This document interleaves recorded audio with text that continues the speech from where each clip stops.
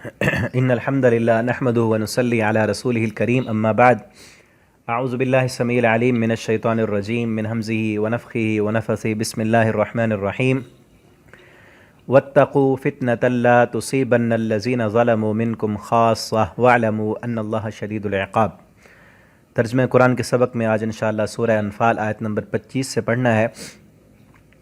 انتہائی اہم ترین آیت ہے یہ، پہلی آیت اس سبق کی، اس پر غور کریں، دوسروں تک پہنچائیں اور اس آیت کو روزانہ یاد کیا کریں۔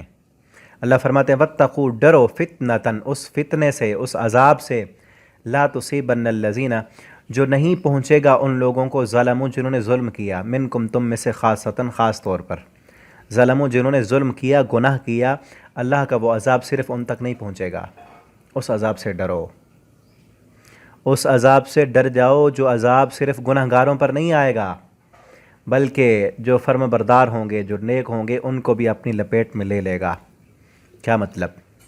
کہ اگر گناہ پھیل گئے اور نیک لوگوں نے گناہوں کو نہ روکا، گناہ کرنے والوں کے ہاتھ نہ پکڑے، اپنی صلاحیتیں، طاقتیں استعمال کرتے ہوئے ان گناہ کرنے والوں کو نہ روکا، تو گناہ کرنے والے بھی، ان پر بھی عذاب آئے گا، اور جو گناہ نہیں کرتے ان پر بھی عذاب آئے گا۔ صرف گناہ گاروں کو نہیں رگڑا جائے گا، سب پر عذاب آ جائے گا۔ اس فتنے سے ڈر جاؤ، اس عذاب سے ڈر جاؤ۔ اور وہ عذاب کب آتا ہے؟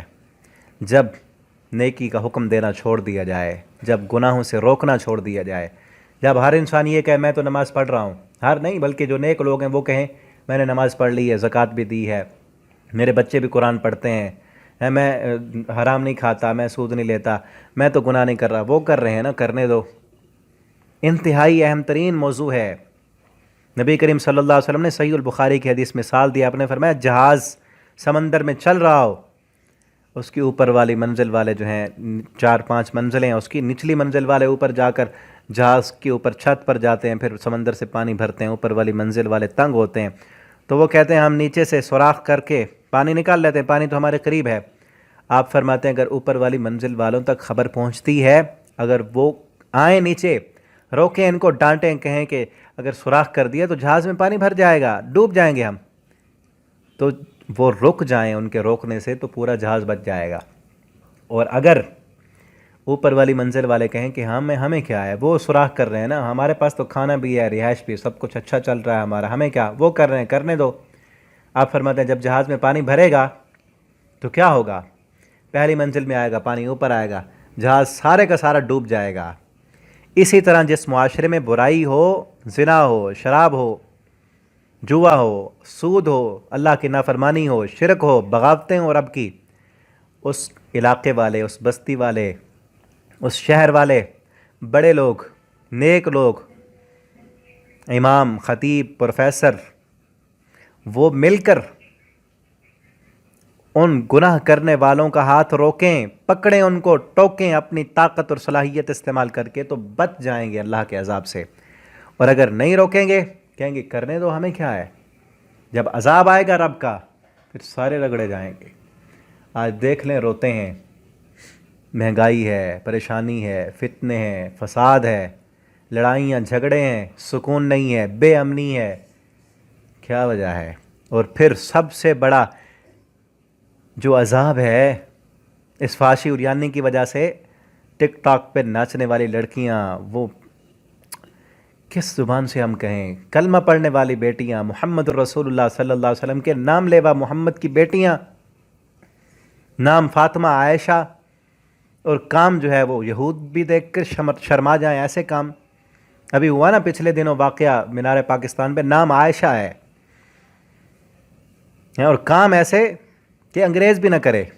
پچھلے دنوں آئی تھی نا ایک کینیڈا سے ایک عورت، شاید جانتے ہوں آپ، کینیڈا سے ایک عورت آئی، پورا پاکستان موٹر سائیکل پہ گھومتی رہی، وہ، اس کو تو کسی پاکستانی نے کچھ نہیں کہا، وہ خوبصورت بھی اس سے زیادہ تھی، اس نے کون سا اسلامی لباس کپڑے اس نے اپنے پہنے ہوئے تھے، پردے میں نہیں تھی وہ، لیکن وہ گھومنے آئی تھی، وہ لوگوں کو اپنی طرف مائل کرنے نہیں آئی تھی، اپنی طرف دعوت دینے نہیں۔ ایک لڑکی جو خود کہہ رہی ہے کہ آؤ پاکستان، مینار پاکستان پہ ہم جو ہے نا ہلا گلا کریں گے، سیلفیاں لیں گے، تو لڑکوں نے چھیڑ لیے، تو اب چیخیں کس بات کی؟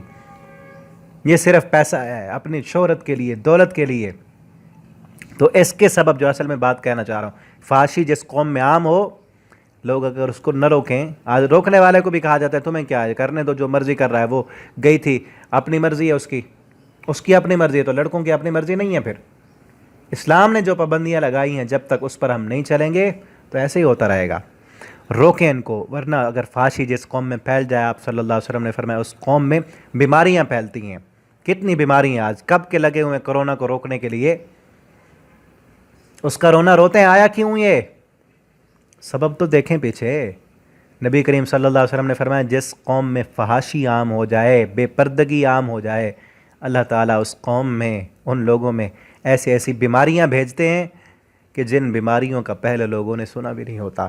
کرونا نہیں سنا تھا، یہ ایڈز، ہیپاٹائٹس اور نہ جانے کیا کچھ بیماریاں آ چکی ہیں، اور پتہ نہیں آگے کیا کچھ آئے گا۔ یہ بے پردگی کا نتیجہ ہے۔ تو سب سے اہم ترین بات کیا ہے کہ گناہ کرنے والوں کو روکیں، جتنی طاقت ہے، جتنا اختیار ہے، جتنا اللہ نے صلاحیت دی ہے، ہاتھ سے روک سکتے ہیں تو ہاتھ سے روکیں، ہاتھ سے نہیں روک سکتے زبان سے روکیں، ٹھیک ہے نا؟ زبان سے بھی نہیں روک سکتے تو دل میں تو اس کو برا سمجھیں۔ وَاعْلَمُوا، اور جان لو، ان اللہ شدید العقاب، اللہ تعالیٰ بہت سخت سزا دینے والے ہیں۔ وَاذْكُرُوا، اور یاد کرو اس وقت کو، اذ انتم قلیل، کہ جب تم تھوڑے تھے، مستضعفون، کمزور سمجھے جاتے تھے تم، فی الارض، زمین میں، تخافون، تم ڈرتے تھے، ان یتخطفکم الناس، کہ اچک نہ لے جائیں تمہیں لوگ، فآواکم، اللہ نے تمہیں جگہ دی، وایدکم بنصرہ، اور اللہ نے مدد کی تمہاری۔ اس سورت کے شروع میں پڑھا تھا ہم نے غزوہ بدر کا واقعہ، اس سے پہلے میں نے آپ کو بتایا بھی تھا اس سبق میں کہ آپ سیرت کو پڑھیں۔ کئی ساتھیوں نے مجھ سے وہ PDF کتاب بھی منگوائی ہے، اور آپ میں جن ساتھیوں نے نہیں پڑھی، آپ مجھ سے واٹس ایپ پر رابطہ کر کے وہ کتاب لے سکتے ہیں، الرحیق المختوم، جس میں پوری سیرت لکھی ہو۔ اب یہ کس وقت کی بات ہے؟ جب آپ صلی اللہ علیہ وسلم نے ابھی ہجرت نہیں کی تھی، مدینہ میں تھے، کمزور تھے، چند ایک لوگ تھے، کافروں کا ظلم تھا، اللہ وہ یاد دلا رہے ہیں۔ اور یہ دلایا کب یاد؟ مدینہ میں، کئی عرصے کے بعد، جب مسلمانوں کی فتح مل گئی، بدر میں بھی فتح، احد میں بھی فتح، خندق میں بھی فتح، فتح مکہ فتح ہو گیا، ٹھیک ہے نا؟ تو اللہ تعالیٰ کہہ رہے ہیں اس وقت بھی یاد کرو، اللہ نے کیسے تمہاری مدد کی تھی، اب مدد نہیں کرے گا۔ فآواکم، اللہ نے تمہیں جگہ دی مدینہ میں، وایدکم بنصرہ، اللہ نے مدد کی تمہاری، اور رزق دیا تمہیں پاکیزہ، لعلکم تشکرون، تاکہ تم اللہ کا شکر ادا کر سکو۔ یا ایھا الذین آمنوا، اے وہ لوگوں جو ایمان لائے، لا تخونوا اللہ ورسولہ، نہ تم خیانت کرو اللہ اور اس کے رسول سے۔ اللہ اور اس کے رسول سے خیانت کیا ہے؟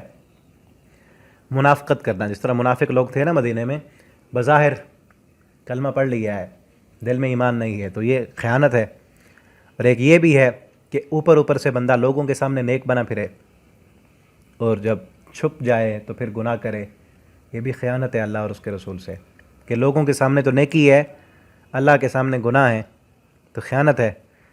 تو بچ جائیں اس خائن سے۔ خائن بہت بڑا جرم ہے، خیانت کرنے والا، خائن بندہ، ایمان اس کا کبھی اکمل نہیں ہو سکتا۔ اور اگر عقیدے میں منافقت ہے تو پھر پکا جہنمی ہے۔ اگر عمل میں نفاق ہے، کبھی کبھی ایمان جو ہے اس کا ٹھیک ہے، لیکن عمل لوگوں کے سامنے نیکی کر لیتا ہے، چھپ کر وہ گناہ کرتا ہے، تو عملی نفاق ہے، اس کی توبہ کریں، معافی مانگیں، اس سے بچیں۔ وَتَخُونُوا أَمَانَاتِكُمْ، اپنی ایک دوسرے کی جو امانتیں ہیں ان میں بھی خیانت نہ کرو، وَأَنْتُمْ تَعْلَمُونَ، اس حال میں کہ تم جانتے ہو۔ وَاعْلَمُوا أَنَّمَا أَمْوَالُكُمْ وَأَوْلَادُكُمْ فِتْنَةٌ، اور جان لو کہ بے شک تمہارے مال، تمہاری اولادیں، فتنۃ، یہ آزمائش ہیں۔ مال بھی اولاد بھی یہ آزمائش کے لیے، اس کی محبت اللہ نے جو دل میں ڈالی ہے یہ ہمیں آزمانے کے لیے ہے۔ وَأَنَّ اللَّهَ عِندَهُ أَجْرٌ عَظِيمٌ، اور اللہ کے ہاں تمہارا بہت بڑا اجر ہے، اس اجر کو دیکھو، اس فتنے میں نہ پڑو۔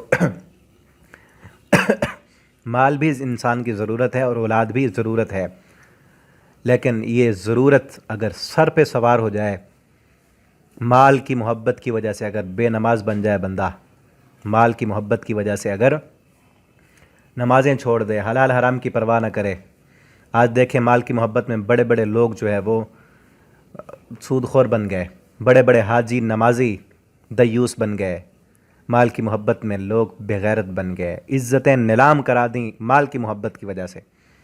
مال نے بے پرد بنا دیا، ابھی میں نے بتایا نا، مال کی محبت کی وجہ سے اور لوگوں نے اپنی عورتوں، اپنی بچیوں، بیٹیوں کے پردے اتروا دیے۔ فتنہ ہے نا یہ، غور کریں۔ اگر آج آپ جاتے ہوں گے دفاتر میں، بینکوں میں، جہاں عورتیں بیٹھی ہیں بے پردہ، کسی کی بہن ہے، کسی کی ماں ہے، بے پردہ ہو کے روزانہ 100 بندوں کو اپنا مسکراتا ہوا چہرہ دکھا کے اگر وہ مہینے کے بعد کوئی 30-40 ہزار لے لیتی ہے تو بتاؤ غیرت کہاں گئی ہے؟